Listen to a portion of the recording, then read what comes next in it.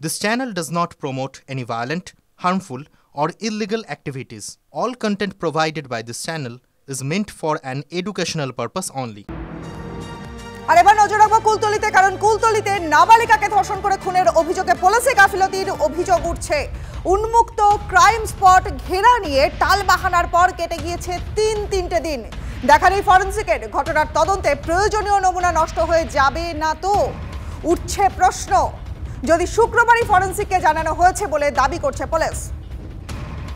Forensic এক্সপার্টের জন্য আমরা already চিঠি চলে গেছে, পিও ভিজিট হবে, ফরেনসিক এক্সপার্ট স্যার অবশ্যই আসবে। Fair and bright night and day cream, ত্বক থাকবে ব্রাইট সারাদিন, পলিউশন ফ্রি, ঠিক যেন রাতের ফোঁটা সাদা ফুল। সারাদিন হ্যাপি ব্রাইট স্কিন। শুক্রবার কুলতলির তিলোত্তমার দেহ উদ্ধার হয় মধ্যরাত 3:30 নাগাদ। তারপরেও শনিবার সকাল 11:30-12টা পর্যন্ত প্লেস অফ অকারেন্স অর্থাৎ যে জায়গা থেকে সেই নাবালিকার দেহ উদ্ধার হয়েছিল, রাস্তার পাশে জলা জায়গা, সেই জায়গা উন্মুক্ত অবস্থায় ছিল বলে অভিযোগ করা হয়েছিল পরিবারের তরফ থেকে। পুলিশের বিরুদ্ধে গাফিলতির অভিযোগ তুলেছিলেন তারা। এখনও পর্যন্ত সেই যে ঘটনাস্থল অর্থাৎ প্লেস অফ অকারেন্স, যে জায়গা থেকে নাবালিকার দেহ উদ্ধার হয়েছিল, আমার সহকর্মী মাখন ছবি দেখাচ্ছে, যা পুলিশ ইতিমধ্যেই ঘিরে রেখে দিয়েছেন, সেখানে দেখা নেই ফরেনসিক এক্সপার্টদের। আর এখান থেকেই পুলিশের গাফিলতির আরও বেশ কয়েকটি প্রশ্ন কিন্তু উস্কে দিচ্ছে। তার কারণ এই যে জায়গা থেকে দেহ উদ্ধার হয়েছিল, সেই জায়গা থেকে বেশ কিছু নমুনা সংগ্রহ করার কথা ফরেনসিক এক্সপার্টদের। যে নমুনা বা যে প্রয়োজনীয় তথ্য ফরেনসিক এক্সপার্টরা এখান থেকে সংগ্রহ করবেন, তা এই গোটা ঘটনার তদন্তের গুরুত্বপূর্ণ অংশ হিসেবে মনে করা হয়, এমনটা কিন্তু জানাচ্ছেন পুলিশ কর্তারা।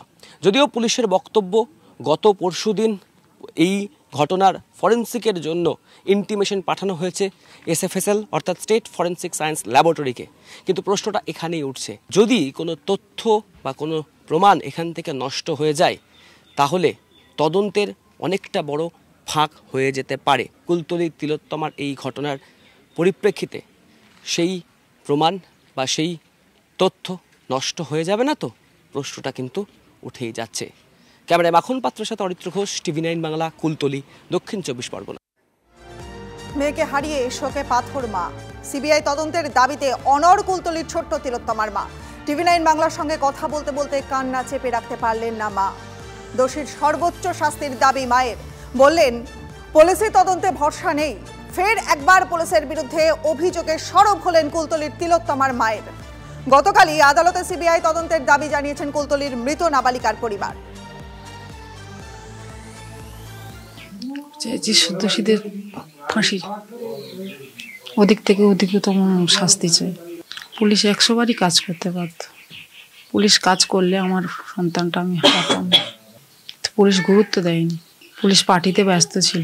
পুলিশের উপর ভরসা রাখলে, পুলিশ ভরসা যদি করতাম, তাহলে এত দূর গড়াতো না। আমি সিবিআই তদন্ত চাই, আর খুবই শীঘ্রই। পুজো হবে কি করে? পুজোর আগে তো আমার মাকে বিসর্জন দিয়ে দিয়েছে রাক্ষসেরা। পুজোটা কি করে?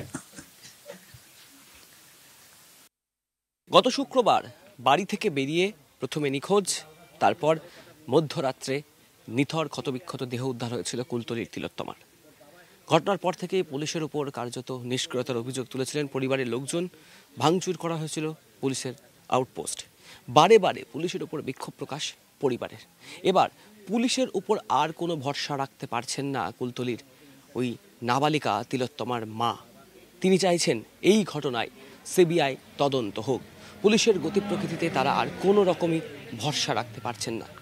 একই সাথে হাতে কোনো আর 2-3 দিন, তারপরেই দেবী দুর্গার আবাহনের আগেই প্রতিমার বিসর্জন হয়ে গেল, এমনটাও বলছেন কুলতলির তিলোত্তমার মা। বলতে গিয়ে গলা ধরে আসছে, কণ্ঠরুদ্ধ হয়ে আসছে।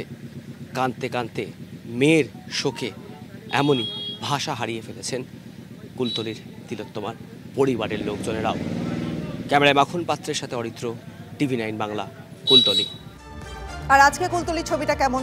আজও থমথমে কুলতলি। এলাকায় মোতায়েন বিশাল পুলিশ বাহিনী। মোড়ে মোড়ে বসানো হয়েছে পুলিশ পিকেট। ধীরে ধীরে ছন্দে ফিরছে মহিষবাড়ি হাট এলাকা। খুলেছে দোকানপাট। 4র্থ শ্রেণীর ছাত্রীকে ধর্ষণ খুনের ঘটনায় শনিবার উত্তপ্ত হয়ে ওঠে মহিষবাড়ি এলাকা। মহিষবাড়ি পুলিশ ফাঁড়িতে ভাঙচুর চালায় উত্তেজিত জনতা। আর এরপরই কড়া নিরাপত্তায় মুড়ে ফেলা হয় গোটা এলাকা।